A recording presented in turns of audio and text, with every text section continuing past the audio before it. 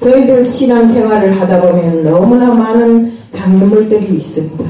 하지만 그 모든 것을 주님이 말씀으로 다 해결해버리고 저희들 정말 오로지 주님과 더불어 사는, 주님이 지체가 되어서 사는 그런 사람들로 되게 하여 주시옵소서. 오늘 이 시간도 주님 앞에 맡겨오며 예수 그리스도를 받들어 감사하며 기도드리옵나이다.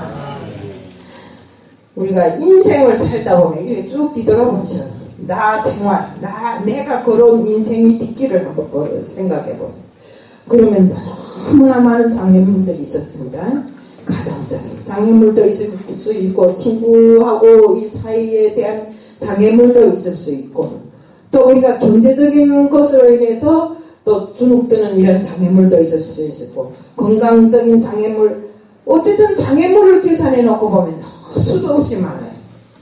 그래서 히브리서 12장 1절에도 얽매우기 쉬운 것과 무거운 짐을 벗어버리라고 했어요. 우리 얽매우기 쉬운 것이나 무거운 짐을 놓고 보면 결국 우리에게는 큰 장애물로 되어 있는 것입니다. 신앙생활에도 이런 장애물이 수없이 많은데, 이스라엘 백성들이 애굽에서 나온 것으로 끝나는 것이 아니잖아요. 가나안 땅으로 가기 위해서 40일이면 갈 수 있는 길을 40년을 돌고 돌면서 그 가운데는 홍해도 건너야 하고, 여리고 성도 무너뜨려야 하고, 또 아이성도 무너뜨려야 하고, 요단강도 건너야 하고, 참으로 그 수많은 장애물을 다 헤쳐나가려면 어떻게 했을까요? 다시 말해서 인생이나 성도, 신앙도 다 이런 장애물을 겪으면서 지나오는 과정에 단련되고 또 더 한층 업그레이드 되고, 이렇게 하면서 우리가 인생을 살아온다 이겁니다. 처음부터 다 준비된 사람이 어디 있어요? 그럼 여기 올 필요 없잖아요. 내가 예수가 돼서 살면 되지. 그렇잖아요. 우리는 바울은 에베소 성도들에게 허망한 마음을 버리고 심령을 새롭게 함으로 변화를 받아서 새 사람을 입으라고 말하며, 또 신앙인으로서의 삶을 어떻게 살아야 하는지를 말해주고 있습니다. 특별히 그 그리스도인들의 삶은 현장에서 만나는 신앙의 장애물이 무엇인가를 잘 알려주었습니다. 근데 신앙의 장애물이 첫째가 뭐야? 거짓말이라 했어요. 우리는 거짓말을 하고 살지 말아요. 우리 인생이 참과 거짓말 때문에 이 종이장 한 장 사이의 이 벽 때문에 좋은 사람 되고 나쁜 사람 되고, 신앙생활 되게 없이 갔습니다. 거짓말이라는 이 참신앙과 거짓신앙 때문에 지옥과 천국이 갈라지는 것입니다. 때문에 우리는 인생을 살면서 절대로 거짓말하는 인생을 살면 안 됩니다. 정직하게 사는 것이 오직 답입니다. 우리 인생에. 성경에 쓰임받는 사람들을 보면 다 잘한 게 아닙니다. 우리 다윗도 보세요. 잘못한 게 있잖아요. 다윗이 그렇게 하나님의 은혜와 은총을 받고 살면서도 잘못한 게 있었죠. 우리아의 아내를 자기에게 점해갖고 어떻게 했습니까? 결국에 가서는 우리아를 전장에 보내서 죽게 만들었잖아요. 이것 역시도 인간적으로 보면 얼마나 악독한 짓이에요. 이런 죄를 지은 이런 많은 수많은 허물을 갖고 있어도 정말 하나님께서는 자기 자신을 회개하고 돌이켜보고 회개한 사람들에 대해서는 정직한 사람이라고 일컬음을 주시고 사랑과 은혜를 주신다. 다윗이 저지른 그 짓을 보면 용서받지 못할 짓이잖아요. 인간적으로 놓고 볼 때. 만약에 내가 우리아라고 생각한다면 우리아는 장수인데 다윗을 가서 못 뺏을 것 같아요. 그렇지만 하나님의 은혜로 인해서 눈물을 흘리면서 다윗이 해결을 했잖아요. 또 하나님은 히스기야를 진짜로 정직한 왕이라고 이렇게 말씀하셨습니다. 때문에 히스기야가 어쨌습니까? 25세의 왕이 되었어요. 역대하 29장 2절에 보면 히스기야가 그의 조상 다윗의 모든 행실과 같이 여호와 보시기에 정직히 행하였더라. 25세의 왕이 되어서 29년 동안을 하나님께서 그를 돌봐주시고 항상 그의 앞길을 열어주심으로 해서 히스기야가 왕이 되었던 그 시절에는 너무나 이 나라가 부강하고 발전된 나라였어요. 근데 어쨌습니까? 히스기야도 병이 들었어요. 당장 죽는다고 말해요. 그러니까 히스기야가 어쨌습니까? 막 그 침대에 누워서 벽을 향해 가고 막 오열을 터뜨리며 울잖아요. 자기를 한 번만 살려달라고. 그러니까 하나님께서 너희 기도를 내가 들었다. 너희 간절한 눈물을 내가 봤다. 그러니까 내가 너를 15년 더 살려주마 해서 15년을 더 살았지 않습니까? 우리가 살면서, 인생을 살면서 누구에게 간구해도 들어주지는 않지만 우리 하나님께 간구하면 하나님은 들어주십니다. 쉽게 말하면 그러면 나도 병 들면 하나님 앞에 돌아서서 울면서 기도하면 됩니다. 하세요. 네, 제가 제대로 말할게요. 정말 정직하게 사는 사람은 보면 어리석어 보여요. 어디에 가도 남한테 축 잡히는 것 같고 돋보이는데 하나도 없는 것 같지만 결국에 가서는 정직한 사람이 승리하더라 이겁니다. 정직한 사람 뒤에는 뭔가가 걸리는 게 없어요. 정직하지 못한 사람, 또 거짓말 많이 하는 사람, 욕심을 부리는 사람, 이런 사람들이 뒤를 보면 어수선한 것들이 많더라 이겁니다. 저도 옛날에 다단계 할 때 보니까요. 물건이 안 좋아도 막 좋다고 속여요. 막 뭐 물건에 대해서 이렇게 과대광고를 하면서 막 오라고 내 돈만 하면 좋겠는데 남의 돈까지 끌어다가 막 갖다 매출치게 만들고 남을 망하게 만들고 이것이 진정한 사람인가? 아니라 이겁니다. 결국 그러니까 다단계도 망하고 나도 망하고 다 망해버리잖아요. 우리가 이런 삶을 살면 안 됩니다. 정직한 사람은 항상 보면 누구한테 조금 쏟는 것 같아요. 어리석은 사람 같아요. 그렇지만 그 사람의 말로는 결국에 와서 성공이 기다리더라 이겁니다. 항상 무슨 일을 해도 평안하고 당당하고 한 것이 정직한 사람의 행위입니다. 우리 인간관계에서도 정직함이 아주 중요합니다.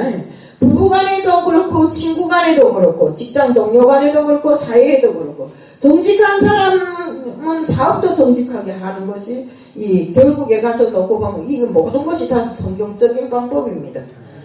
정직하지 않고 친구지간에 속여먹고 동료지간에 속여먹고 부부간에 속여먹고 이러면 되겠어요? 안 되죠. 우리 성경에 보면 항상 남을 속이지 말고 정직하게 살라는 것이 성경에 기록된 것입니다. 잠언서 11장 1절에 보면 속이는 저울은 여호와께서 미워하시나 공평한 주는 그가 기뻐하시니라. 주는 그가 기뻐하시니라.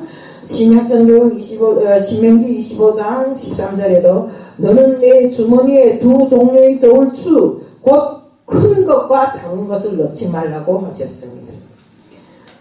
두 종류의 저울추란 게 뭐인가 하면 장사를 하든 무엇을 하든 저울추를 속이며 거짓된 짓을 하지 말라 했어요.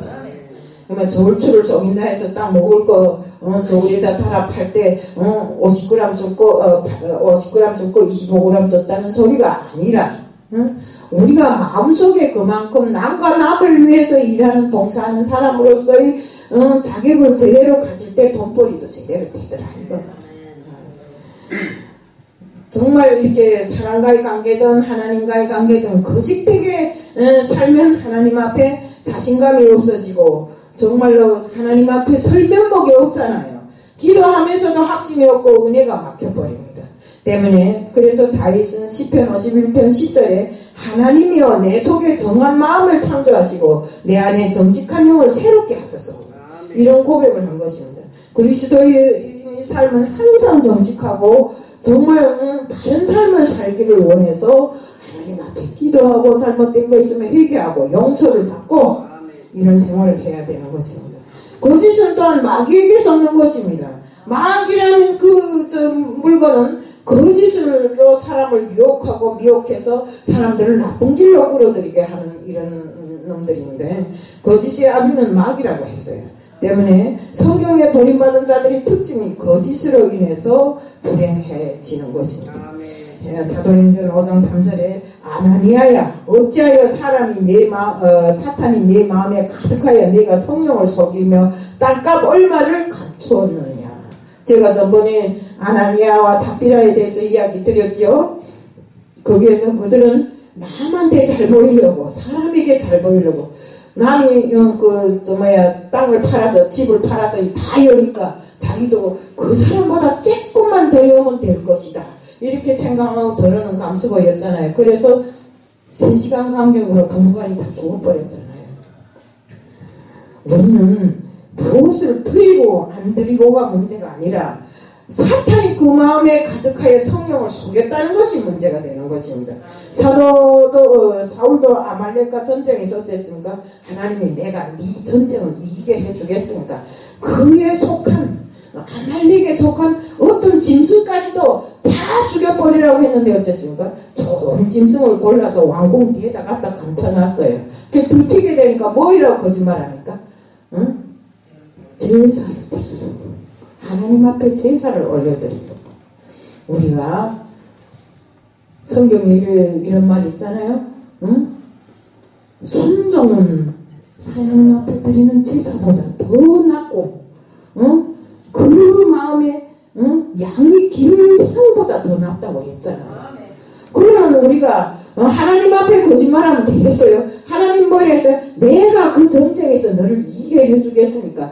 거기에 씨앗이 될 만한 모든 것은 다 죽여버리라고 했는데 왜 하나님 말씀을 거역하고 하나님을 거짓으로 속이고 왕궁 뒤에다 그 물건을 감춰놨는가? 이것은 본질부터가 잘못된 것입니다. 우리가 하나님을 속이고 그 붙잡아온 짐승으로 제사를 드린다 할지라도 죽은 우상에게 절하는 거나 똑같습니다. 또 우상을 섬기는 거나 같은 이런 죄를 범하게 되는 것입니다. 하나님 그 음성을 청종하지 않음으로 해서 하나님께서도 그 사울왕을 버렸잖아요. 구원받은 그리스도인이 삶은 정직하게 살기를 늘 기도하면서 하나님께 나가는 것입니다. 이것이 바로 은혜고 축복인 것입니다. 분노가 신앙의 치명적인 장애물이라 했어요. 제가 아까 치명적인 장애물이라 했잖아요. 그럼 그 치명적인 장애물이 첫째는 뭐니까? 거짓이에요. 그 다음에 분노. 우리가 여기 앉아서 그저 듣고 아멘 아멘 하지 말고 딱딱 한마디씩이라도 기억하고 나가서 그걸 기도하고 내 생활에 잣대로 삼아야 됩니다. 그래서 첫째 뭐라 했어요? 거짓이라 했죠. 두 번째는 분노입니다. 분을 오래 품고 있지 말라 했어요. 에베소서 4장 26절 27절에 보면 분을 내어도 죄를 짓지 말며 해가 지도록 분을 품지 말며 마귀에게 틈을 두지 말라 했어요. 마귀는 항상 사람이 분을 품고 해에 졌을 때 누구를 원망 질투하면서 이럴 때 마귀가 접어드는 것입니다. 문제 앞에 어떻게 반응하느냐가 중요합니다. 창세기에 아벨이 제사는 받았는데 가인이 제사는 안 받았잖아요. 근데 하나님께서는 가인에게 내가 왜 네 제사를 안 받았냐 이런 소리를 안 했어요. 그 가인이 왜 아벨을 죽였는가 하는 문제에 대한 잘못에 대한 반성을 할 수 있도록 그 반응에 대해서 말씀해 주셨습니다. 분을 어떻게 다스리는가 이런 말씀을 하셨는데 가인은 하나님 앞에 내가 왜 무슨 잘못을 했기에 내 재산은 안 받고 아벨의 재산을 받았습니까? 자꾸 따지는 겁니다. 따져봐야 별 문제 없다 이거죠. 그러면 네가 얼마나 하나님 앞에 드리는 제사를 진심으로 드렸으면 제사를 안 받으셨겠는가 이런 걸 생각해 봐야 됩니다. 우리도 역시 같아요. 성경에 가인이 드린 제사에 대해서 이야기하지만 우리도 역시 하나님께 드리는 이 제사에 대해서 우리가 그렇다고 양을 잡아다 소를 잡아다 드리는 것도 아니에요. 내 삶 전부를 드리라고 늘상 이야기합니다. 우리는 삶이 전부를 하나님께 드릴 때 하나님이 가장 기뻐 받으시는 예배가 된다는 것을 우리가 명심해야 됩니다. 우리는 매일 일어나는 이런 정말 세상에 매일 일어나는 끔찍한 사변들에 대해서 볼 때 분노를 조절하지 못해서 그래서 일어납니다. 분노, 장애증, 그 다음에 우울증 이런 사람들이 잘못하면 죄를 짓더라 이거죠. 우리 지금 세상에 죄가 많죠. 어느 무슨 마트에 들어가서 그 돈 몇 푼 안 되는 걸 갈취하겠다고 사람을 찔러 죽이고 몇 시간 못 돼서 잡히면서도 사람이 욕심이란 게 그렇다 이겁니다. 그리고 분을 조절하지 못해서 아이를 얼마나 때렸으면 초등학교 학생이 매를 맞아 멍이 든 몸으로 죽었겠는가. 이런 것을 놓고 봤을 때 우리가 분을 조절하지 못하면 일이 생기더라 이겁니다. 안색은 얼굴에 그 사람 얼굴 표정을 놓고 보면 그 사람 마음이 다 표현됩니다. 맨날 빵글빵글 생긋생긋 웃는 사람은 보면 그 마음도 그렇게 좋더라고요. 근데 내처럼 뭐 좋은지 나쁜지 반응이 없는 사람은 그저 그렇고요. 또 그러고 또 조그만 일에 분을 내갖고 막 얼굴이 푸르딩딩해 있는 사람이 있어요. 우리 그러면 안 됩니다.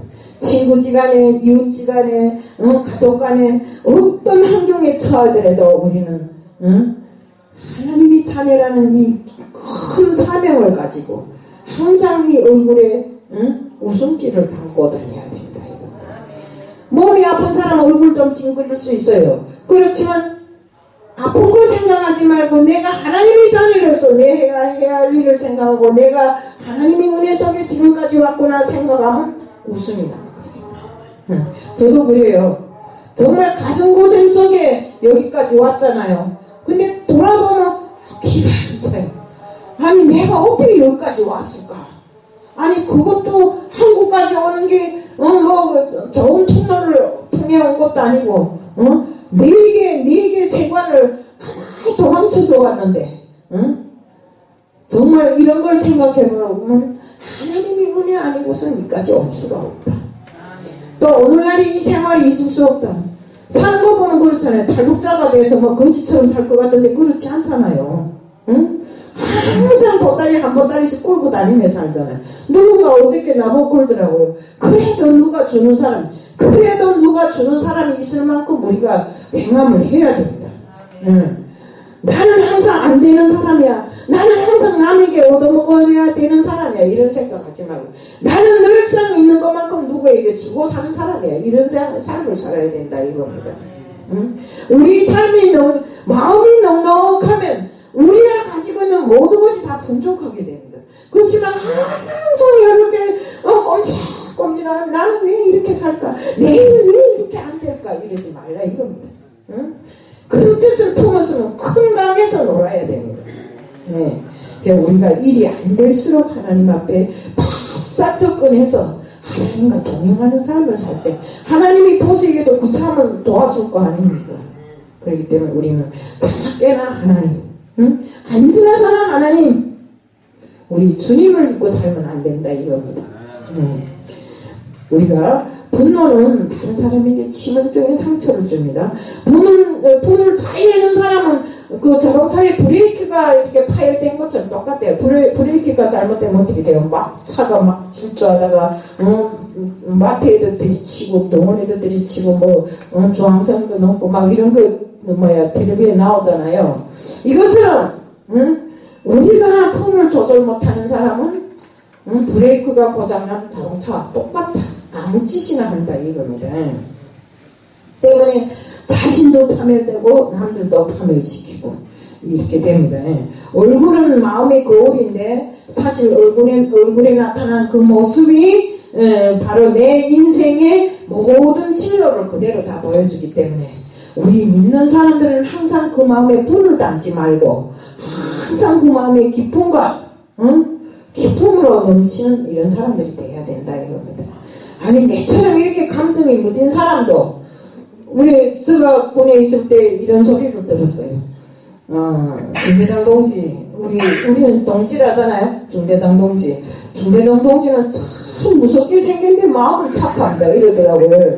그래서 내가 왜 무서웠냐까 딱 들어온 손거 보면 눈매가 무섭대요. 그래서 딱 기가 질린대요. 그래서 눈을 아름답게 해보려고 별짓을 다 해도 안 되더라고요. 왜? 이 마음에 항상 독립중대장으로서 마음에 항상 큰 짐을 짓고 있으니까 그 눈에서 모든 게 나타난다 이겁니다. 내가 내 그 초소가 뚫리면 나라가 뚫린다 이런 생각만 지고 있는 겁니다. 그러지 말고 정말 우리 부대원들을 잘 이렇게 해갖고 우리 그 부대 전투력을 강화시킬 생각은 안 하고 다 이렇게 도끼를 놓고 서서 있으니까 처음 오는 신병 애들이 중대장 녹기는 와서 해보니까 마음은 참 착한데 처음에 그 눈길 때문에 딱 질려버렸어요 이러더라고요. 그러니까 우리가 삶에서 우리는 믿는 사람들은 이렇게 살면 안 됩니다. 저도 그래서 눈에 도끼를 많이 뗐어요. 그런데도 지금 이렇지만, 응? 어디 가도 그런데, 할 소리 없으니까 어디 가면 나를 막 힘에 넘치고 눈에도 힘이 딱 있고 이런다고 그러더만. 눈에 힘 넣지 마세요. 필요 없어요. 우리는 하나님 일을 위해서 눈에 힘을 딱 빼고 정말 자유로운 이런 마음으로 사람들을 서로 대해야 된다 이겁니다. 그리고 우리는 항상 남과 비교하면 안 됩니다. 남과 비교. 아니 나는 이런데 저 사람 왜 저런가? 이런 비교를 하지 말아야 됩니다. 항상 비교하는 마음은 내 자신을 억울하게 만들고 분을 일으키는 이 전초선이 바로 남과 비교입니다. 때문에 가인이 왜 분노했는가? 동생하고 비교했잖아요. 동생이 제사는 받았는데 왜 내 제사는 안 받아? 그러면 나는 왜 내 제사를 안 받았겠는가를 살펴봐야 되는데 그건 살피지 않고 계속 비교해서 동생은 이런데 나는 왜? 동생은 이런데 나는 왜? 그런 걸 하지 말자 이겁니다. 우리가 살면서 우리 신앙은 수평적인 신앙이 아니라 수직적 하나님과 직접 통하는 신앙이기 때문에 우리는 남과 비교할 필요가 없어요. 남이야 죽든가 살든가 무슨 상관이 있어요. 내만 하나님 앞에 잘하면 되는 거지. 응? 이렇게 문제를 만났을 때 우리는 어떤 반응을 하는가가 중요한데 정말 우리가 분을 품고 막 이렇게 분을 내면 마귀가 틈을 탄다 이겁니다. 마귀가 들어와서 내 마음에 더 분을 또 꼬아준다 이겁니다. 그래가지고 정말 세상에 악한 짓은 다 하게 돼 있고 그리고 마귀가 사용하는 3대 무기가 있는데 뭐인가? 우선 열등감입니다. 열등감은 낮은 자존심에서 오는 것입니다. 열등감에 빠지면 자신감을 잃고 절망과 좌절에 빠져버리게 되는 것입니다. 그 다음에 피해의식입니다. 항상 그 남한테 피해를 받다 생각하면 안 됩니다. 모든 일은 나 자신과 하나님과의 이런 독대지. 누구 때문에 하나님과 이렇게 끊어졌어 이렇게 생각하면 안 된다 이겁니다. 정말 우리는 피해의식이 많은 사람은 분노가 많고 오해하길 잘하는데 우리 오해와 이해는 동전의 양면과 같아요. 때문에 우리는 절대로 피해의식을 가지고 살면 안 됩니다. 그 다음에 또 비교의식입니다. 자는 저런데 나는 왜 이래? 이런 비교의식을 가지고 살지 말자 이겁니다. 이 비교의식을 가지면 늘상 분노를 일으키고 내 마음이 황폐해집니다. 어디에 가도 채울 길이 없다 이겁니다. 맨날 분만 내는 것입니다. 저도 그랬어요. 이 한국에 와서 보면 저 사람은 내보다 못한 것 같은데 왜 저렇게 살아? 나는 왜 안 되지? 이런 식으로 이런 비교의식을 갖지만 나는 나고 그 사람은 그 사람입니다. 때문에 우리는 항상 살면서 정정당당한 삶을 살기 위해서 정직한 삶을 살아야 된다. 창세기 4장 14절에 문제를 만났을 때 어떻게 하느냐가 중요하다고 했습니다. 세상을 살다 보면 분노하고 화날 때가 얼마나 많아요. 목사라 해서 화나는 일이 없고 분노할 일이 없겠어요. 목사도 분노할 때가 있고 화날 때가 많아요. 그렇지만 정말 우리가 정신병자가 아니고서야 억울할 때 화를 안 내고 쌩글쌩글 웃을 수가 없잖아요. 정신병자는 몰라도 절대 그렇게 살 수 없는 것이 인간인데 솔직히 분노가 없다면 인간이 아니에요. 에베소서 4장 26절에도 분을 내어도 뭐라는 거예요. 분을 내어도 오래 가지 말고 간단히 끊어라. 근데 저는 보니까 저한테 제일 장점은 5분짜리예요. 화가 나서 부글부글 끓타도 5분 지나면 내가 뭐 했던지도 생각도 안 해요. 그게 좋더라고요. 그저 그렇게 살아가는 데는 그게 좋더라고요. 분을 오래 품고 있으면 마귀가 틈 타고 들어온다는 것을 주목해야 되고 마귀는 틈을 타고 들어와서 우리를 죄를 짓게 만듭니다. 우리가 가룟 유다를 놓고 보세요. 마귀가 틈 타고 들어와서 예수를 팔 마음을 그에게 주었잖아요. 때문에 우리는 어쨌습니까?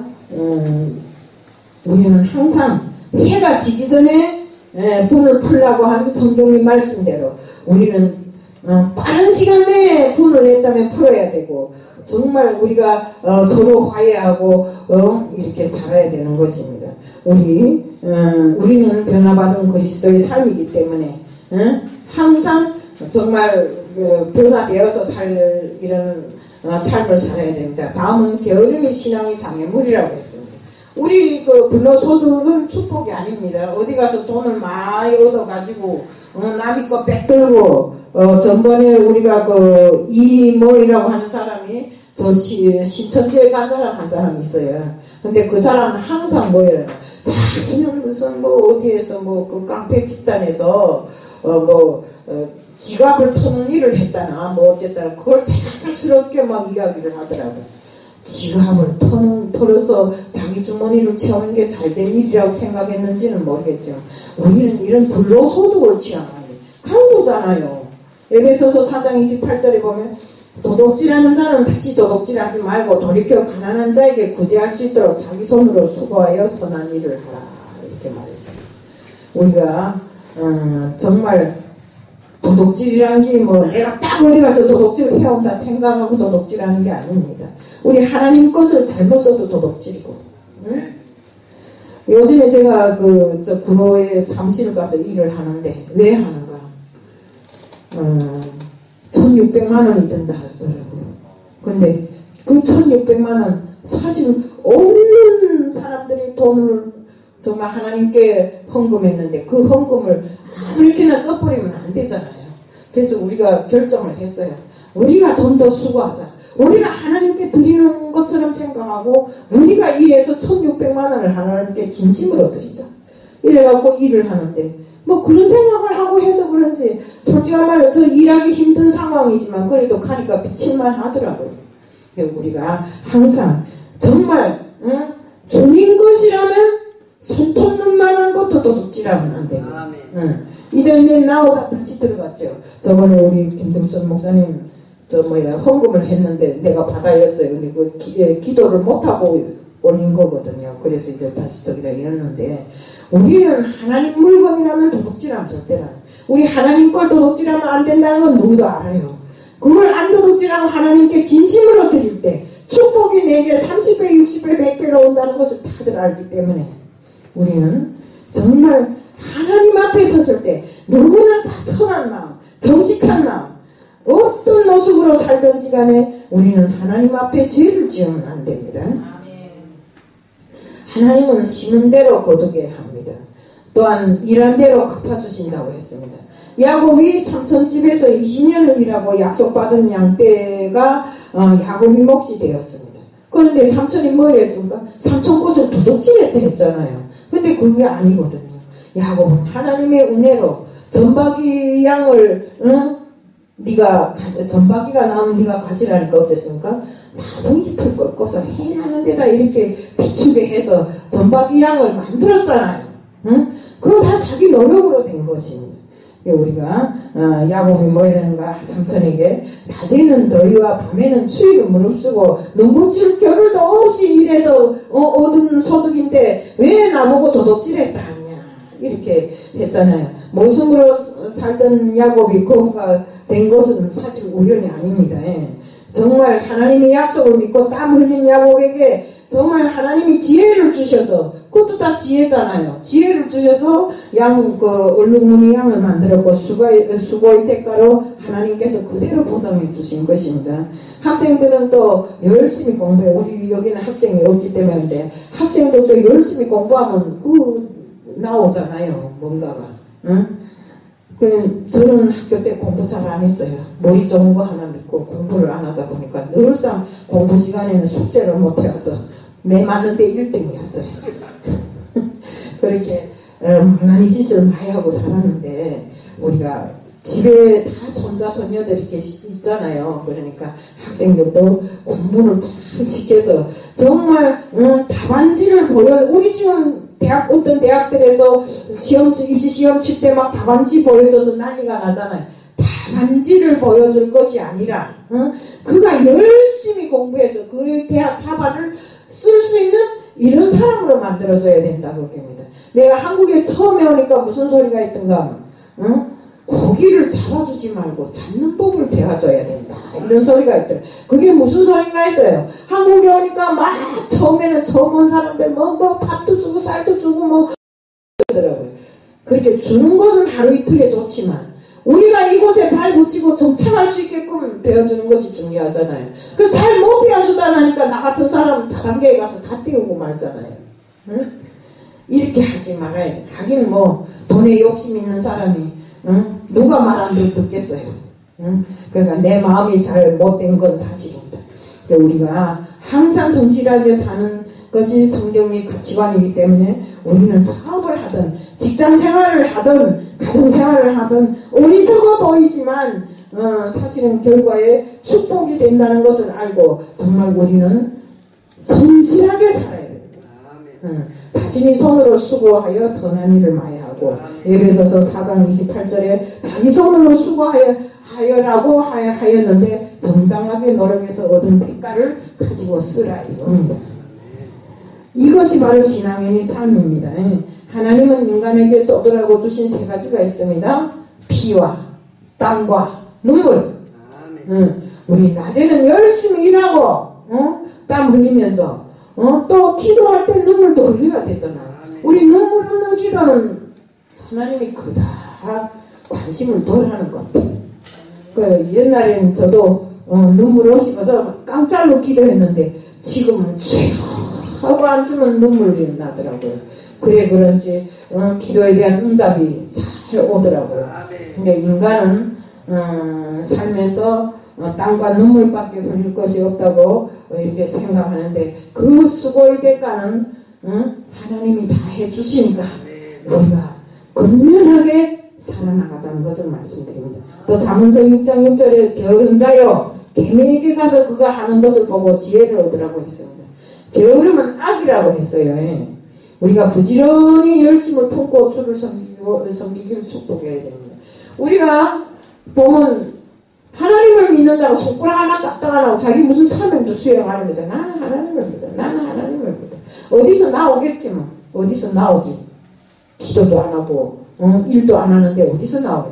일하는 자에게 씨를 뿌린 것만큼 하나님은 주신다 이겁니다. 때문에 우리는 하나님의 말씀대로 게으름을 부리지 말고 일에 열심히 해야 되고 하나님 일도 그래요.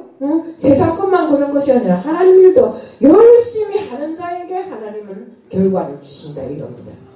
때문에 우리들은 구원받은 그 삶을 어떻게 살아야 되는지를 알기에 항상 정직하고 항상 그리스도 안에 있는 성도들은 정말로 어떤 것이나 다 배우고 모르면 배우면서 하나님을 하나하나 알아나가며 신앙생활을 하나 이렇게 업그레이드 시켜나가야 된다 이랍니다. 그러기에 성도들은 거짓이 무서운 신앙의 장애물이라는 것을 알아야 됩니다. 아까 제가 거짓이라 했죠. 그 다음에 분노가 마귀를 틈타게 한다. 또 불로소득은 우리 결코 하나님이 축복이 아님을 고백해야 됩니다. 우리 절대로 어디 가서 누가 거저주는 거 불로소득 어디서 공짜로 생기는 거 절대 하지 마세요. 하나님의 것을 정말 우리는 하나님의 일을 하고 하나님 앞에 분배를 받아 사는 이런 사람들이 되어야 됩니다. 우리는 변화받아서 정말 하나님의 은혜를 누리면서 누구나 하나같이 하나님의 자녀로서의 자신의 면모를 제대로 갖춰서 살아가는 이런 사람들이 되기를 축복하면서 오늘 말씀을 마칩니다. 사랑의 하나님 아버지 감사합니다. 오늘도 정말로 저희들 거짓이 없고 정말 분노가 없고 정말 하나님 앞에 불로소득이 없는 저희들 될 수 있게끔 하게 하여 주시옵소서. 온전한 삶을 살면서 주님이 자녀라고 정말 세상에 나가서 당당하게 미칠 수 있는 저희들 되게 해주실 좀 있어하며 예수 그리스도 이름 받들어 감사하며 기도드리옵나이다.